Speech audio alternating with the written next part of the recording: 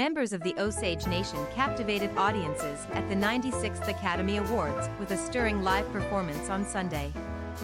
Dressed in traditional ceremonial garb, composer Scott George and his fellow Osage tribal singers delivered a mesmerizing rendition of Wahzhazhe, a song for my people.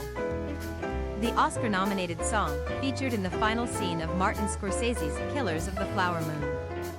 Against the backdrop of a rising sun, dozens of Osage dancers and singers gathered around a drum, earning a standing ovation from the audience. When you see us up on stage, we're hoping that you see us as a people that have survived and that are able to hold on to what we have, George expressed to the Oklahoman before the Oscars ceremony. George, hailing from Del City, Oklahoma, made history as the first Indigenous songwriter nominated in the Oscars Best Original Song category and the first member of the Osage Nation to receive an Academy Award nomination.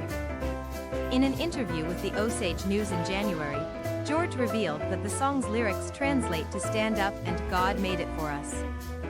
We've gone through all this, and this is showing what we've gone through. This movie, what our people went through, and still go through today, in some form or another," he elaborated. "If it wasn't for God, Wakanda, we wouldn't be here.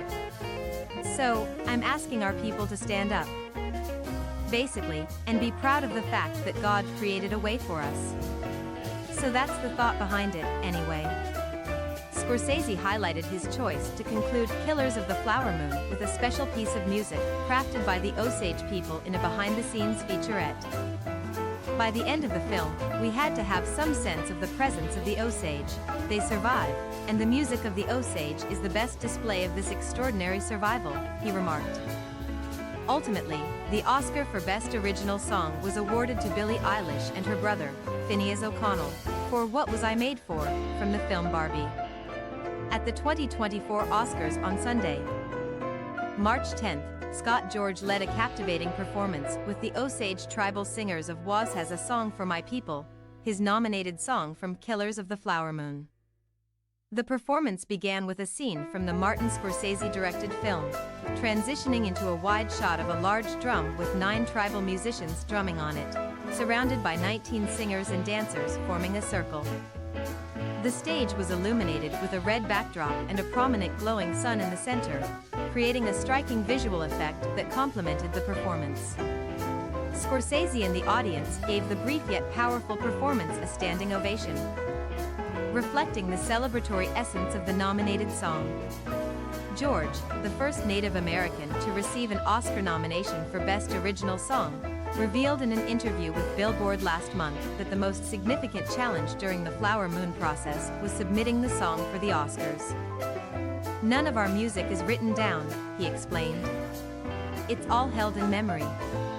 But one of the Oscar submission requirements was that it would be in written form. And I just happened to know a person that took that on several years back as part of his education.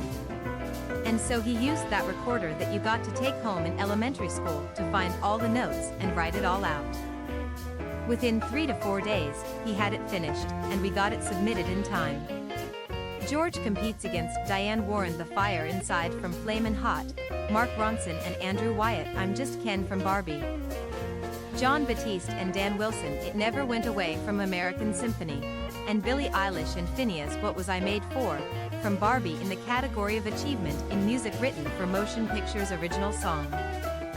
Disgraced former Republican Representative George Santos made an appearance in the House chamber on Thursday night, arriving about an hour before President Joe Biden's speech was scheduled to commence, marking his return just 3 months after becoming the first House member to be expelled in over 20 years. Seated on the GOP side near the aisle, Santos occupied his usual position when he served as a voting lawmaker. As he had informed ABC News senior congressional correspondent Rachel Scott he would.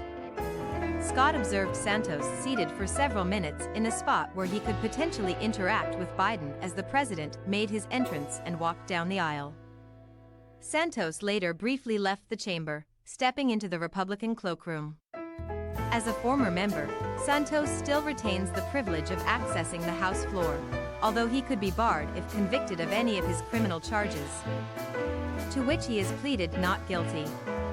ABC News national correspondent Stephen Portnoy, utilizing binoculars from the press gallery above the House floor, noted that Santos was wearing some form of studded necklace during his time in the chamber.